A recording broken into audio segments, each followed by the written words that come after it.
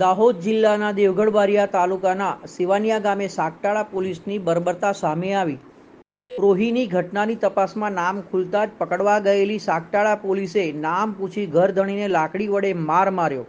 Police દ્વારા પિતાને માર મારતા જોઈ મારના ડરથી ફરિયાદીના પુત્ર ભાગ્યો।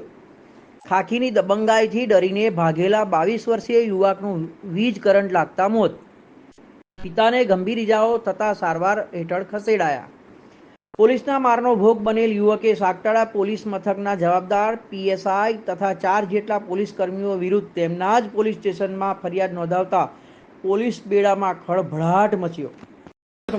મારું નામ રમણભાઈ લખનભાઈ શું મને માર્યો સાહેબ। 5 દિવસથી તાવ આવે છે। પોલીસ કે તારું શું નામ છે? મેં કીધું રમણભાઈ।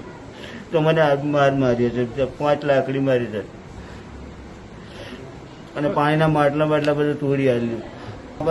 મારો છોકરો બી 2 ફોન જોઈએ ને પછી દવાખાને એક્સપાયર થઈ જશે। દિલીપભાઈ રમણભાઈ રાઠોડ। પોલીસ વાળા જ્યારે મારા ઘરે આવ્યા ને તો મારો ફોન પહેલા લઈ લીધો।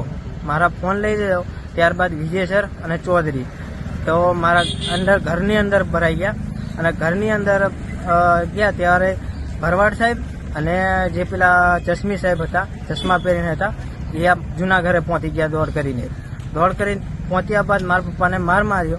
મને સંભળાયો, મેં એમની પાછળ જ ગયો, ચૌધરી સાહેબ ને વિજય સાહેબની પાછળ। તેવાય લોકો મારા ફાધરને આગળ લાવ્યા દરમિયાન પછી મેં એમને પૂછ્યું કે સાહેબ કેમ મારો છો? તો કે તારા ફાધરની કેટલી ગાડીઓ છે એ પૂછ્યું। મેં કીધું સાહેબ મને ખબર નહીં, પણ 2 ગાડીઓ છે એ મને ખ્યાલ છે। 2 ગાડીઓ પૂછ્યા પછી કે તારા ફાધરના 12 વાગ્યા પછી આ ગાડી કાગળિયા અને ગાડી ત્યાં સાગટાળા પોલીસ સ્ટેશન પર જોઈશે અને ત્યારબાદ 2 લાકડીઓ મારી અને 2 લાકડીઓ મારી પછી મારા ફાધર થોડા પાછળ સરક્યા। ત્યારબાદ પીએ સાહેબે જે ભરવાડ સાહેબ છે એ છૂટી લાકડી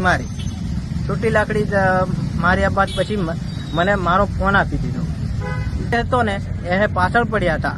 જે ચૌધરી ખરો ને એ પાછળ પડ્યો અને પાછળ પડ્યા દરમિયાન એ ચૌધરી સાહેબ પાછા આવ્યા ને ત્યાર પછી એને જોવા ગયા તો એ કરંટ લાગેલો હતો।